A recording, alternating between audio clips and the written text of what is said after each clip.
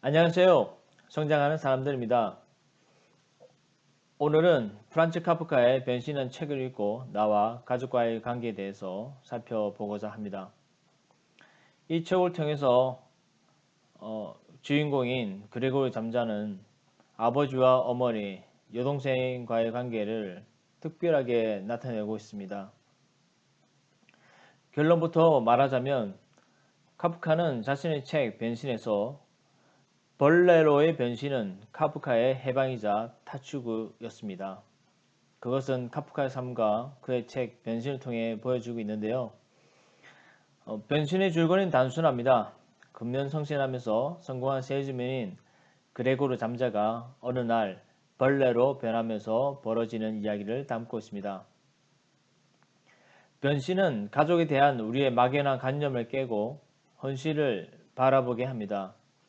가족이란 단어를 떠올릴 때 떠오르는 이미지는 아마 사랑, 행복, 안정, 집밥, 언제나 돌아가고 싶은 곳 등일 것입니다. 하지만 현실에서는 나 자신을 억누르는 관계도 될 수 있습니다. 카프카처럼 말입니다. 카프카는 성장 환경은 경제적으로는 안정적이었을지 모르나 아버지에게 학대를 받으면서 자랐습니다. 그가 쓴 아버지께라는 글을 보면 그에게 아버지는 두려움의 대상이기도 하면서 닮고 싶은 대상이었지만 아버지와 같지 않은 자신에게 늘 좌절을 안겨주는 사람으로 말하고 있습니다. 아버지께라는 글에서 카프카는 자신이 성장하면서 느꼈던 폭력들, 아버지의 이중성, 위협들을 드러내고 있습니다. 예를 들면 아버지가 가게에서 폐병을 앓고 있는 조고벌에게 이렇게 말했다고 합니다. 저 자식은 죽어야 해. 폐병쟁인 개새끼. 아버지가 종업원들에게 함부로 대하는 모습은 자신과 아버지의 관계를 떠올리게 만들었고 견딜 수가 없었다고 합니다. 집안의 폭군인 아버지에게 인정과 사랑을 바랬지만 아버지는 한 번도 그를 인정한 적이 없었고 늘 구박하기만 했다고 합니다. 자신은 아버지가 원하는 학교에 가서 공부하고 대학에서 자신이 하고 싶은 화학과에서 포박으로 전과하고 그 당시 최고 인기 직업인 보험 관리 직업도 되지만 여전히 아버지는 자신에게 냉소적이며 위협적이었습니다. 그리고 정말 자신이 원하는 작가로서 글을 적어 아버지께 보여주었을 때 아버지는 쳐다보지도 않았다고 합니다. 카프카는 변신해서 벌레로 변한 주인공인 그레고리 잠자의 모습을 처음 본 가족들의 반응을 다음과 같이 묘사하고 있습니다. 어머니는 쓰러지고 아버지는 증오심에 불타는 눈빛으로 주먹을 쥐었다. 여동생은 놀라서 어쩔 줄 몰라 문을 닫았다. 자신의 아들이 벌레로 변했다 하더라도 증오심에 불타는 눈빛으로 주먹을 쥘 아버지는 있을까요? 보통 예상되는 반응은 그레고리야, 내 아들아 맞아? 왜 이렇게 됐어? 징그러워도 벌레에 다가가 자신의 아들이 맞는지 확인을 할 법도 하건만 카프카는 그레고르를 바라보는 아버지의 모습을 증오심에 불타는 눈빛으로 주먹을 쥐었다라고 표현하고 있습니다. 나를 낳아주고 어렸을 때는 나에게 하늘이었고 전부였던 아버지가 증오심에 불타는 눈빛으로 주먹을 쥔 모습을 본다면 그 충격은 내가 서 있는 집안이 무너져 내리는 느낌이 들 것 같습니다. 아버지는 왜 분노했을까요? 변신의 스토리를 볼 때 아버지 자신이 누리는 일상생활의 편안함이 그레고르가 벌레로 변함을 통해 산산인 조각났기 때문이지 않았을까요? 아마 책 속에서 자신이 이전에 파산했을 때의 그 막막함과 절망감, 실패감을 다시금 그레고르로부터 느꼈고 그렇게 만든 그레고르에게 증오심에 불타는 눈빛으로 주먹을 쥐지 않았을까라는 생각이 듭니다. 결국 아버지가 던진 사과에 맞아서 생긴 깊은 상처는 그를 죽음으로 인도합니다. 카프카는 그레고르가 자랑스러워하는 것을 부모님과 여동생을 위해 이렇게 훌륭한 집을 마련한 자신이 대견스럽다라는 문장을 통해 보여줍니다. 즉, 그레고르는 경제적으로는 도움을 주는 자신을 훌륭하게 생각했다는 것이었습니다. 하지만 그렇게 훌륭한 집을 마련해 준 그에게 가족들은 처음에는 감사를 했을지라도 곧 익숙해져서 당연한 듯이 느끼는 것을 말하며 씁쓸해합니다. 그리고 자신에게 가장 잘해주었던 여동생 그레테에게 그녀의 꿈인 음악학교에 보낼 계획을 준비하며 크리스마스 날 선물로 발표할 생각에 그레고르는 기뻐했습니다. 하지만 자신이 벌레로 변신했다는 것을 믿고 세심하게 먹을 것을 챙겨주고 방을 청소해주던 그녀는 180도 변해가는 모습을 변해줍니다. 그레테가 점원으로 취업을 하고 점점 그레고르에게 관심이 멀어지는 모습을 보여주기 때문입니다. 어쩌면 카프카는 그레테가 자신의 부모님과 다를 것이라고 생각했었지만 결국 그녀도 자신을 돈으로 보는 부모님과 다를 바가 없다는 것을 암시하는 것 같습니다. 그래서 그레고르가 벌레를 변하고 돈을 못 벌자 잠자 집안은 하숙생들을 받아들입니다. 그럴 때 그레테가 하숙생들을 위해서 바이올린을 켜고 있을 때 그 음악 소리에 취한 그레고르가 기어 나왔고 하숙생들은 기겁을 하고 집을 나가겠다고 합니다. 여기서 학습비를 밀린 하숙생들에게도 절정에는 온 가족을 봅니다. 변신해서 아버지와 어머니에게 늘 순종하는 모습을 보여준 그레테는 그때 테이블을 세게 치면서 말합니다. 이 짐승은 오빠가 아니야. 이쯤에서 없애버려야 한다고요. 사실 그레고르가 벌레로 변하면서 집안에서 견딜 수 있었던 유일한 이유는 벌레가 그레고르라는 가족들의 믿음인데 그것을 자신이 가장 아꼈던 여동생 그레테가 과감히 끊어버립니다. 그리고 그녀의 말은 곧 그에게 사망 선고가 됩니다. 벌레는 없어져야 한다는 말처럼 말입니다. 너는 우리 가족이 아니라고 벌레라고 벌레는 없어져야 하는 짐승이라고 덧붙여 말하면 그레고르가 바이올린의 음악에 심취하여 나왔을 때 이 일이 일어납니다. 슬프게도 벌레가 벌레의 존재를 넘어서 음악을 좋아하는 모습이 그리고 처음으로 두려움이 아니라 가족들이 무슨 일을 하는지 보려는 것이 아니라 들려오는 바이올린 소리가 좋아서 스스로 문지방을 넘어서 거실로 걸어가는 길은 사망의 길로 묘사됩니다. 벌레로서 자신이 하고 싶은 것은 가족들 안에 용납될 수 없는 것이었습니다.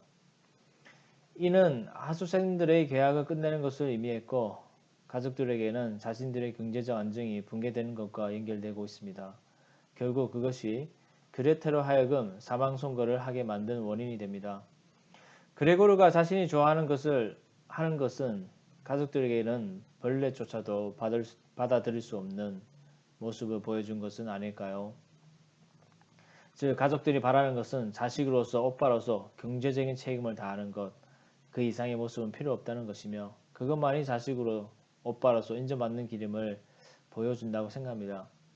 카프카는 그 바이올린 소리가 글을 쓰는 것이고 그 길이 진정 자신이 원하는 모습인데 가족들이 그것을 반대하는 것을 이 대목이 암시하는 것 같습니다. 카프카는 벌레에게 유일하게 말 걸어주는 상대를 한 명 만들어 둡니다. 그는 잠자 집안의 가정부였습니다. 그녀도 그를 벌레 취급하지만 말을 걸어주고 살아있는지 확인하는 역할을 하며 최종적으로 사망했다고 보고하는 역할을 합니다. 마치 자신의 사망을 객관적인 제3자가 증명을 하여 완전히 사망했다는 것을 보여주는 증인의 역할을 하는 것 같습니다. 그레고르의 사망은 가족들로부터 완전한 단절을 보여줍니다. 더 이상 가족들이 만들어 놓은 장남으로서 오빠로서 살지 않겠다는 의지의 표현이라고 생각합니다. 그리고 자신이 있는 그대로 사랑하는 것이 아닌 돈을 벌어오는 도구로 사랑하는 가족들에게 사랑을 구가하며 살아가는 것을 이제 그만 끝내겠다는 표현이 아닐까요? 작가는 가족들에게 버림받았지만 가족을 버리지 못한 결말을 보여줍니다. 부모님과 여동생은 앞으로 미래를 새롭게 살아갈 희망을 그립니다. 자신을 벌레처럼 취급한 가족들에게 복수를 할 법도 하건만 그들이 행복하기를 바라면서 글을 맺습니다. 하지만 그들 행복 안에는 그레고르는 없습니다. 그레고르에 대한 애도도 없습니다. 정말로 자기 자식이 벌레가 아니었다고 믿는다면 그레고르는 어디로 간 것일까요? 그에 대한 아무런 문제 제기도 하지 않습니다. 오로지 아버지, 어머니, 여동생이 경제적으로 안정된 미래를 꿈꾸는 모습을 그리고 있을 뿐입니다. 저는 카프카가 책임감이 강한 사람이고 자신의 의미를 회피하는 사람이 아니기 때문에 결말을 이렇게 만들었다고 생각합니다. 카프카는 아버지가 원하는 대로 수많은 시간을 공부하며 대학교에 가고 법학과를 나와 졸업을 하고 그 당시 최고 직장인 보험회사 취업을 하는 것을 보면 말입니다.